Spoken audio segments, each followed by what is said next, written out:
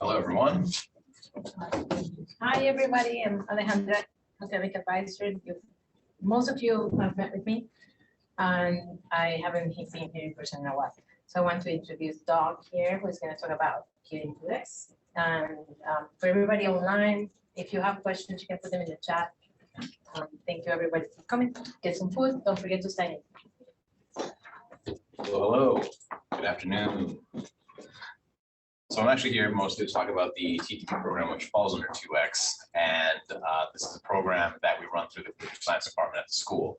It is part of the larger 2X initiative, which was started 3 or 4 years ago now by Mayor de Blasio's office. The goal for that was to increase computer science graduation rates and job placement within computer science majors around the city. And part of that is what we do is TTP here, which stands for Tech Talent Pipeline Residency Program. What we do is that we take students that have either a background in mathematics, advanced or applied mathematics, or computer science, and give them additional skills so that they can start applying to and working with internships by summertime. However, that's how we've classically run, but the current state of the program is in flux, and so there's a lot of changes right now. That said, unfortunately, moving forward, the program will no longer be available to seniors starting this year. It will only be available to sophomores and juniors. The main reason for that is that students need to be able to do two things. A, complete either data structures or algorithms by the time the boot camp begins, and or be able to remain enrolled throughout the internship period. And the reason that's changing is because as we've looked at the last 3 years of data and all the stuff that we've done over the last 3 years, both at John Jay and the other schools that we've worked with, we've seen that there is a much greater desire for longer boot camps, which have traditionally only been 4 weeks in January.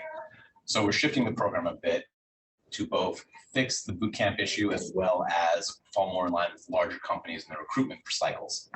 So it means that starting in spring of 23, we're going to be recruiting in February and March, start the application and recruitment process for that cohort, which will then engage with a boot camp throughout summertime. Word right now is that there's likely going to be a stipend for anybody that is a part of that so that they don't necessarily have to depend on working themselves in order to put themselves through the summer school or summer period, whatever that means.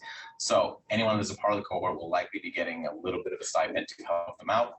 And the whole program will now run between 8 and 12 weeks for the boot camp rather than just 4. Then we'll follow up with an entire year's worth of time frame of working with the students individually, talking to them about what their goals are, the desires for careers, and helping them build themselves individually as professionals and technical professionals so that they can then engage with the employers that we work with across the city in the next summertime. So summertime 2024 is when the internships will actually be occurring. Summer 2023 is the boot camp. The 2 semesters following will be personalized training and support, which will include a lot of workshops for professional development, like workshops for resume writing, both technical and professional, interviewing, behavioral and technical, specialized support from our partners that we have around the city and around the country, really. We have placed people previously with places like Amex and New York Cyber, so we do work for both primarily, or we do work with both web and application development and cybersecurity. I would like to integrate more cybersecurity into the program, and we've been approved to be able to do that, but how that looks, we don't exactly know yet. So those are fresh updates to the program that we are currently exploring how to actually push out. The program itself, though, does focus mostly on web development. So the bootcamp has traditionally focused on technical skills related to HTML, CSS, JavaScript, and then building upon those. A lot of the stuff that the employers that we work with have been asking for has been things like React and Redux, as well as back-end development through database management.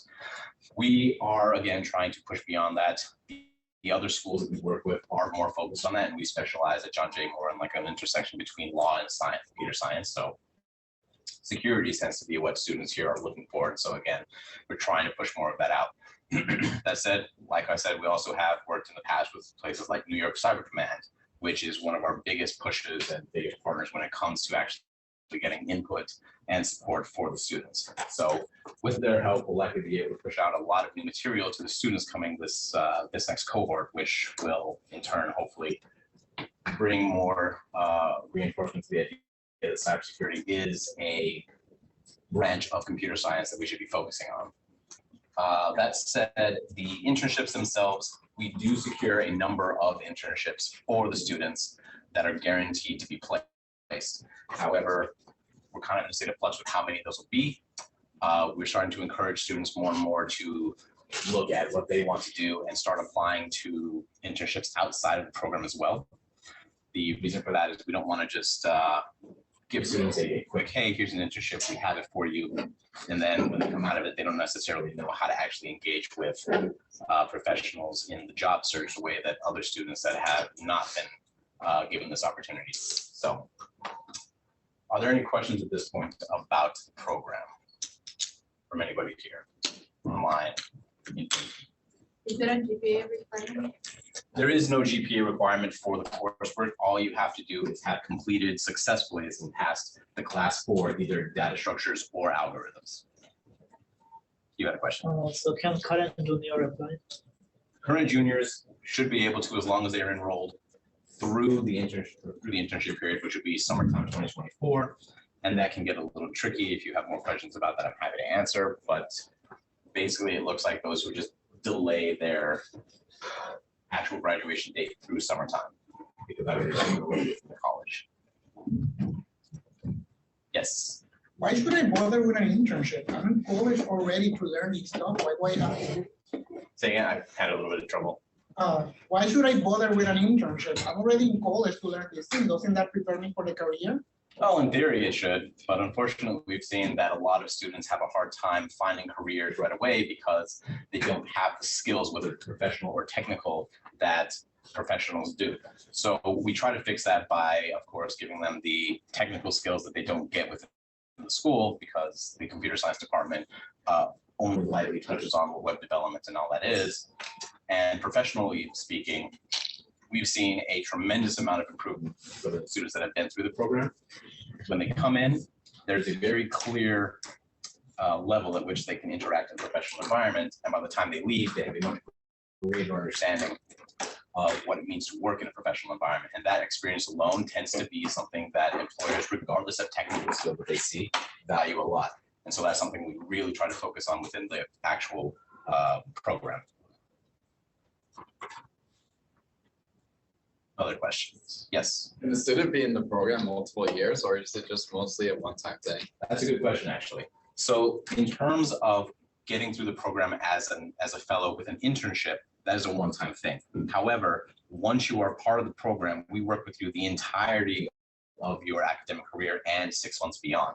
We give you personalized training and support to help you find your career, whatever that may actually be, regardless of how far along in your academic career you are. So start as a sophomore and make it through, and by the time you're done as a junior, we'll still be working with you through your senior year and beyond to help you find your career. Thank you. Any other questions? Yes. I'm sorry I just got here, but my question was like, if I'm a first year freshman, I can apply to these internships, or do I have to work for my sophomore? You can apply, but the success rate of that is not likely to be very high because the stuff that they're looking for, you probably haven't been exposed to yet. First, like it was something I said before you got here, is in order to be a part of the CTP program, you have to have already passed data structures, which is CSCI 373, or algorithms, CSCI 377, which is a foundation, which is where you get the foundation knowledge you need to actually complete the boot camp, which then leads to the internship. Questions from online? Anyone? No?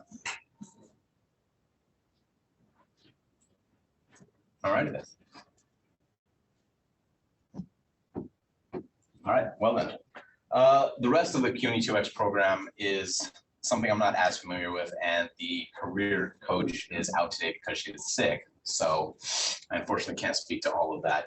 However, Christopher, are you in this room here?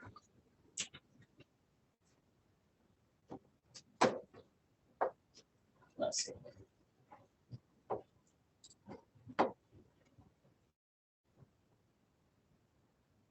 seeing him in the room right now. Well, in that case, if you don't mind Ed taking over for a little bit, I'll actually go get Christopher. Sure. Excuse me.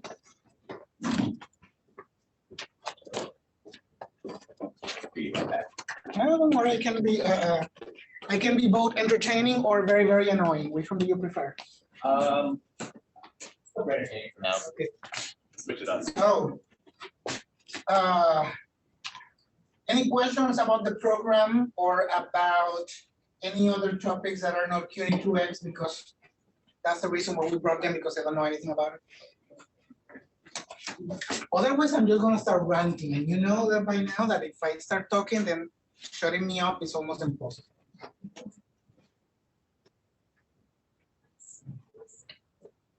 If you're online, but you're on campus, come over. We have nice sandwiches and salads and sodas. Somebody over there brought sushi, but she's not sharing. So I'm assuming most people in the room are computer science or applied math. Anyone applied math? I haven't met an applied math major yet. Anyone online that's an applied major in math? Show your face. I want to know that you actually exist. How about online? I'm assuming most of you are computer science, right? Athens, me. Oh yes, you are computer science. I remember your last name. But I have never met you, so I don't know if you're real. You could be a bot somewhere with artificial intelligence, learning what I'm saying and replying. Those things are getting scary, and I'm blaming all of you because it's going to be your future. AI should be a little bit less scary. Keep that in mind. You don't want to apply. I'm either an elder millennial or a Gen Xer. No one can tell me exactly. And by now, I'm very deeply afraid of technology.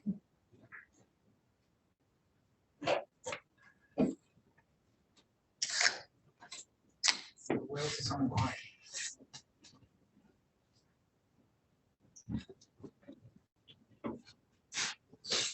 Oh, I love this. We have 3 different Briannas, all of them with different spelling online. Hi, Brianna. You don't know which one of the 3 I'm saying hello to, do you? Let's see.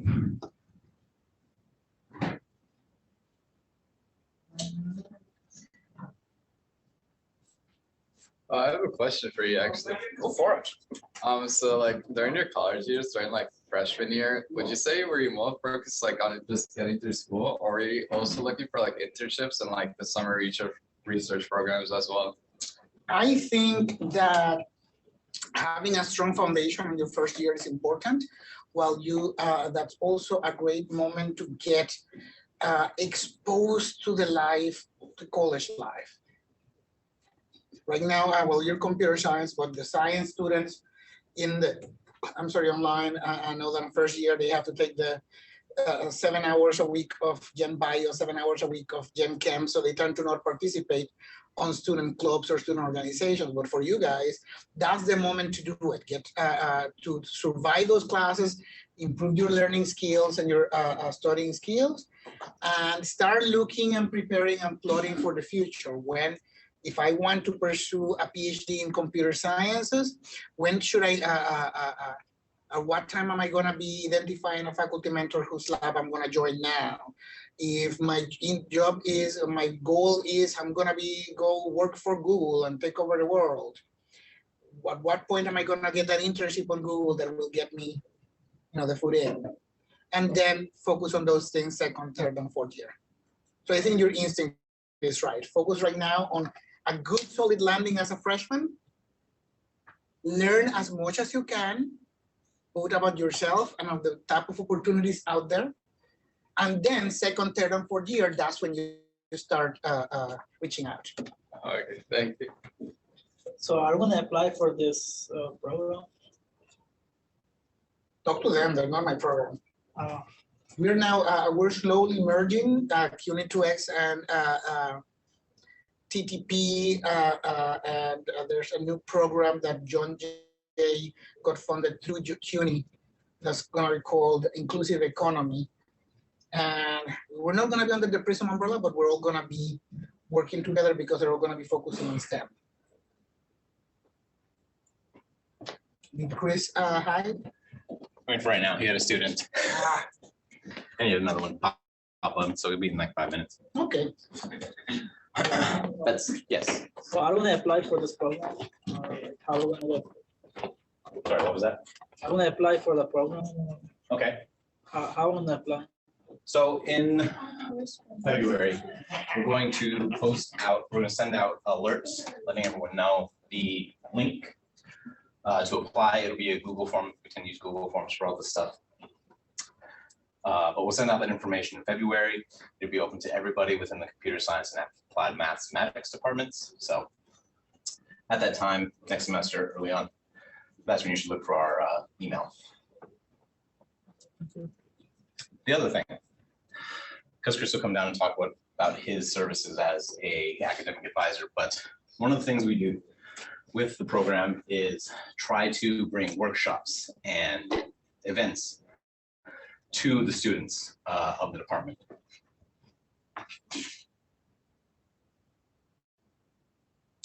Sorry, yeah, I see, okay. There is,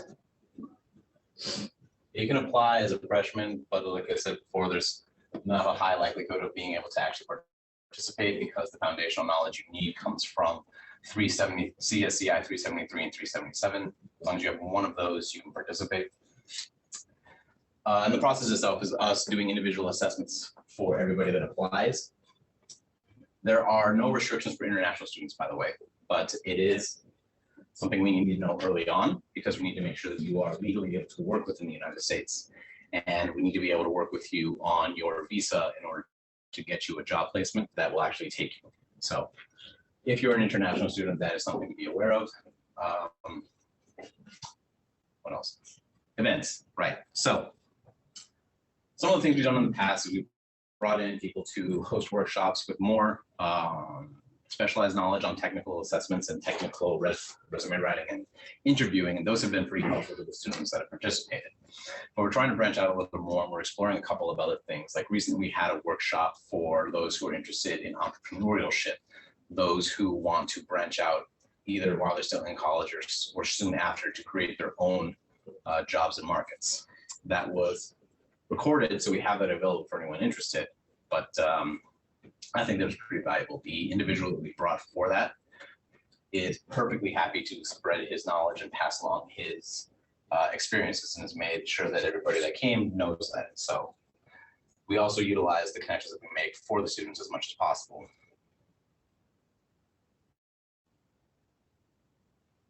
So the question here is, I'm in applied math and I don't have to take those classes, only CS 1171. So do I have to take those classes in the program? The answer is yes. That is specifically, those are specifically, one of those two classes are what the city has decided as a TTP prerequisite is required. The main reason behind that is the foundational knowledge that you get in those two courses is what we lean heavily upon to get you through the boot camp to teach you these additional skills. So other events we're looking at coming up is we have one specifically on talking about knowing your worth. Those of you who have never had a job before, have never really had to deal with things like salary negotiation or benefits negotiation, understanding just how much you can or should look for when you're looking for a new job. And with the new legal laws that have come out regarding salary postings, we've seen some examples, specifically, I think it was Citibank, who posted a salary range of like $0 to $2 million. And that obviously does no benefit for anybody. So we want to host something that talks more about these kinds of changes and these things to look for when you're applying for jobs, because when you look for jobs, you're not only applying for the company, but you're also kind of auditioning the company that you're going to be working for. You want to make sure that it's somewhere you're actually going to be working. So we want to help you all kind of figure out how to judge what that all looks like. Another thing we have coming up next semester, specifically with the help of, again, New York Cyber Command, is a much deeper look into what kind of fields and jobs you can get in cybersecurity, because it's not just penetration testing or incident response. There are many subfields that are related to cybersecurity. For instance, one of my best friends is currently the director of cyber threat intelligence at New York Cyber Command, and his job deals very little with actual technical work, but instead focuses a lot more on sociology and geopolitics, because what he's doing is assessing threat vectors from a number of different criminal and political organizations to then protect the city. And that is a huge part of what cyber security actually is, being able to assess threats. So we have people like that coming to talk more about their work, how they got there, what you should be doing now if you're looking to get into that kind of work, and how to best figure out if that's something you're actually interested in. That said, we're also taking suggestions from all students about other things they would like to see within the program. So just talking about all of this, I'm wondering if any of you have anything that you would like to see the school also put out that we haven't yet. Yes. Would there be like exam preparation or like certification like workshops? So in that regard, we are working on that. The certification aspect is something that we've had a lot of talk about, both at the administration level and with other students. It is something I know that you guys tend to find value in. I personally don't think that it's a great idea to look for certifications right away, because the number of certifications in cyber or in computer science roles is pretty varied, and the type of certification you're looking for doesn't necessarily apply to the jobs you're going to end up getting. For example, the CompTIA stuff, which is very common and not at all a bad idea because they're relatively inexpensive, is a good foundational set of knowledge for you if you're wanting to get into some sort of security or networking role. That said, if you end up working for a government institution or agency, those won't really help you out. You'll be looking for other certifications that cost upwards of $3,000 per attempt. So those are the kind of things that a lot of employers will want you to take once you're actually in a role, and will help you by giving you funding and support to actually take the courses, to learn about them and then pass those courses.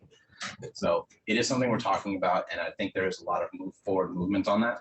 We're going to likely be able to start partnering with places like CompTIA for the smaller, more common certifications.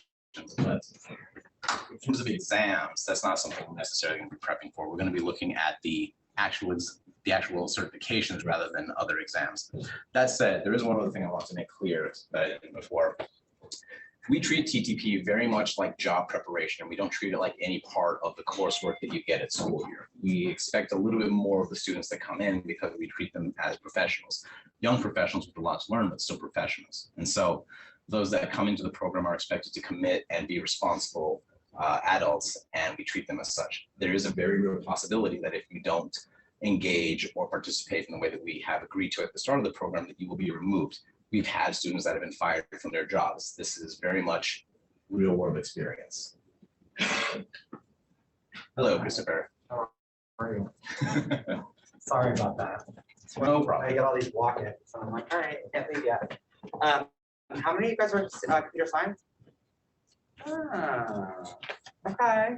If you want to pass this around, I'm just going to give you a additional look-see. So my name is Christopher Church. I'm the senior academic advisor for the Math and Computer Science Department. Yeah. Cameron right here. So Oh. that's why I'm standing here. Hi, how are you? I didn't know we had everything. I'm Christopher Church. I'm the senior academic advisor for the Math and Computer Science Department. And this is the first time I've done both in person and online, so I apologize if I'm kind of moving out of.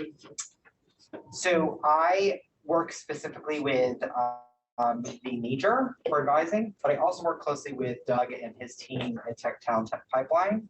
I came in about 2 years ago, and I've been working with the major advising and making sure students organize their major accordingly so that they do not get to a place where they cannot move forward in the planning. So what happens a lot of times is you'll see 400 level classes and some 300 level classes have prereqs. So we kind of make sure, in addition to your advising you've gotten from transferring in right downstairs in the lobby with the Academic Advising Center, which is a first step into your advising environment, you should be setting up an appointment with them first, meeting with them. They'll go over your liberal arts, they'll go over all the things that are supposed to be transferable. And then you can meet with me after, and we'll talk about the major, and we get into exactly what Doug was talking about. What are your aspirations? What are your goals with careers and stuff? I have connections. Doug has connections. We start to talk about resumes. We talk about your behavioral interviews. I work with behavioral interviews with students as well. I oversee peer advisors. The peer advisors are a little different than the peer advisors downstairs that are working with the Academic Advising Center. I was given some money to basically take the folks that got experience from the Tech Talent Pipeline, who finished their internships, and use those guys as peer advisors. So you'll speak with them, and they've just started this week.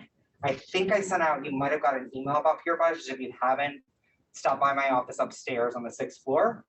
But they're basically going to talk to you about what their experiences were in the field during the summer, what it was like, what the day-to-day experience was like how it was working at this company that they were at. We had a student that came from New York City Cyber. This time for the peers, there's one student who's graduating in December. She is moving on into a graduate PhD program, so she's a good resource to talk about how you get into that. And the other two gentlemen were at startup companies. So they'd be, and they'll tell you what their interests are. If they did front end, back end, full stack, what they actually did at the companies. So again, I think there's been more of a pivot and a focus on making sure that you're not just getting the foundational methodology, which is important, but to start using it in a practical way with the skills that you've learned, right? That's what we're trying to do, is to bridge that gap a little bit. That makes sense. Any questions for me? Is someone overseeing the questions on this? No, not really, but they pop up over there. Pardon? They pop up on the other screen. Oh, on the other screen, okay. Because they're only popping up over here, I see. If we move the chat window, I'm sure they would. Just realized I love that I see it. Raise hand, participant chat. Okay. Okay. Okay, so I don't think there's been anything new since Christopher's come up. That's fine. no, nothing yet. Okay. Any questions from online? Yeah, any questions? Well, and I just passed out, I'm sorry to the people are on that line, I just passed out. So what I sent you, what I passed out is a little different than, there's a course planner, right? You have your degree works, right? It's like, here's the classes you need to take in the major, right? So what I gave you is a career planner as well. So you should be doing these things and lock and step with what you've taken. So LinkedIn, you should have a LinkedIn profile. You should have a GitHub account. Eventually, if you haven't gone to connected with Computer Science Club, check with the Computer Science Society. You can just Google that into John Jay Computer Science Club. They have a website. So that's a great place to start networking with students. But if you'll notice that we say that's from our peer advisors saying, here's what we think is beneficial for students to be doing in addition to their coursework. So they prepare themselves to get jobs and internships. The other reason that that's useful for you all is because the coursework itself, there's a lot of courses that don't actually have prereqs attached to them. So we've seen bottlenecks previously where students that wanted to be part of the TTP program couldn't because they hadn't taken data structures or algorithms until their senior year. And that's kind of a problem. So this is also kind of a guide on how to go about taking the courses and what order they should be taken in so they build on the knowledge you get within each course. It's both academic and professional assessments or recommendations on how you should be progressing. So even transfer students that come in and see this stuff will be able to take what they've learned previously and kind of apply it to what they have here, helping them move forward and complete their actual degrees. The question is, what is your office number? My office number is 66302. Right next to the welcome area of the Math Computer Science department. Right. So the bulk of your academic advising for transfer advising is on the lobby. Lobby floor is where all the academic advisors are housed. So transfer advisors, first year advisors, academic probation advisors, LEAP. There's a whole bunch of them that are housed there. But since I'm the major advisor, I'm within the department on the 6th floor in the new.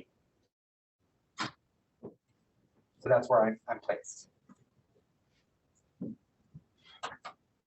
Yeah, unfortunately, I forgot coach that today, but I can give you a little bit about what she does. She primarily works with the TTP students to give them a lot more focused attention on their resume writing, interview preparation, and helping me with finding volunteers to come and talk to you all about whatever it is we do. And the thing we do with the TTP stuff is that it's not supposed to be just for TTP students. If they are part of the cohorts, they're required to come and participate in these events.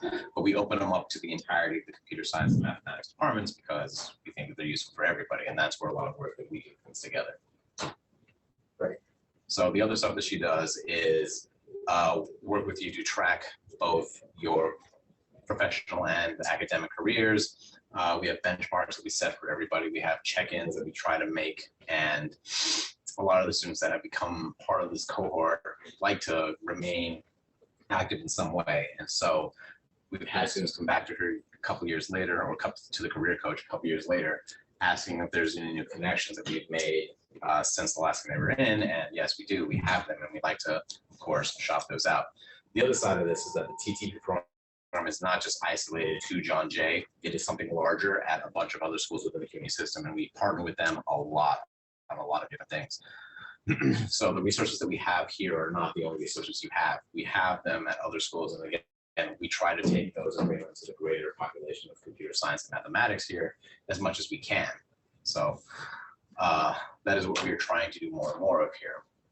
As for the career coach, the other things that she likes to do is work with you on figuring out precisely what you want to do and what we think you want to do and what you actually want to do. Because we've had a lot of students come through and say they want to do one thing within computer science without really an idea of what other options there are. And so she's really good at breaking down the psychology of the students to figure out what it is they actually want to do, as opposed to what they think they want to do based on the limited information that they have. And so I put a lot of faith, stock in her opinions because she's very good at that job, and I like being able to then help the students out beyond just that. And I know that that's something that you can't do with a ton of people, and that's why the TTP cohort is kind of small. It's limited to anywhere between 25 and 50 students, which is why it's a specialized thing.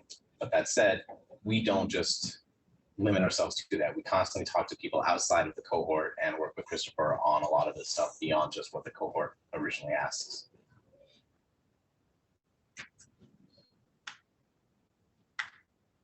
Any other questions?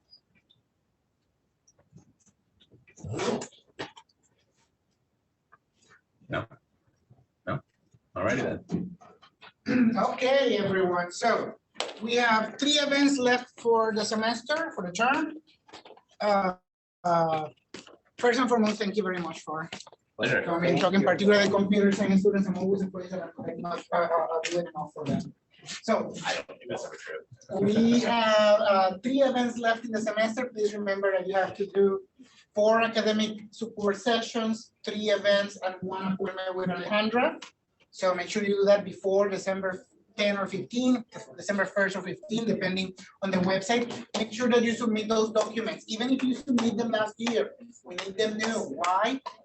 We don't have that much time to track individually, so we need them in groups. Make sure those, if you don't submit them by the deadline, which is December 1st, your stipend will be delayed.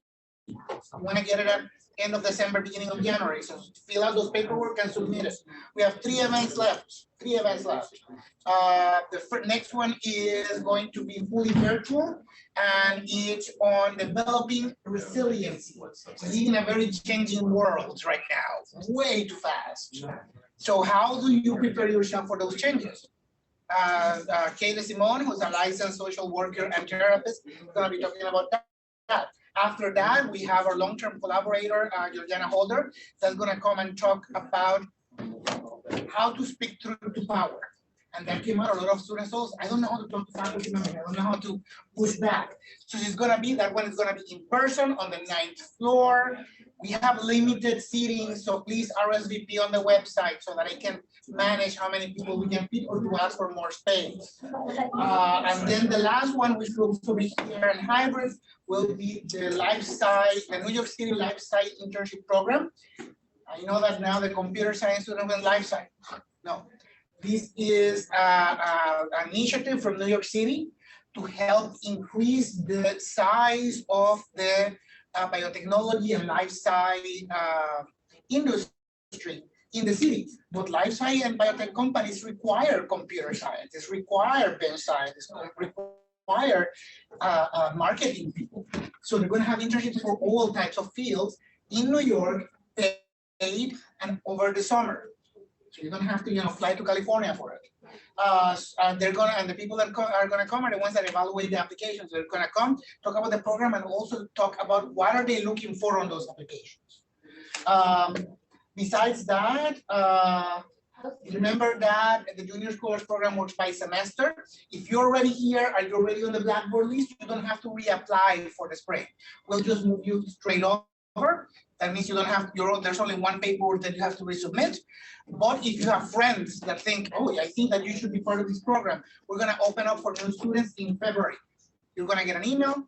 We're going to send emails out. Encourage them. We like lots of you guys. And then on the spring, you have to repeat the same requirements. 4 academic support sessions, 3 events, 1 academic advisement session. Okay, thank you very much, and I'll see everyone later. Again, if you're on campus, come and have a sandwich. Otherwise, they have to find people to eat. With one clarification. Oh, hold on. One of the other students here asked, and I don't know if I made it clear, to be part of the TTP program, you have to have completed 373 or 377 by the time the boot camp starts, which means summertime of 2023. So if you're taking it this semester or next semester, you're perfectly well within the range to apply. Okay. Bye, everyone.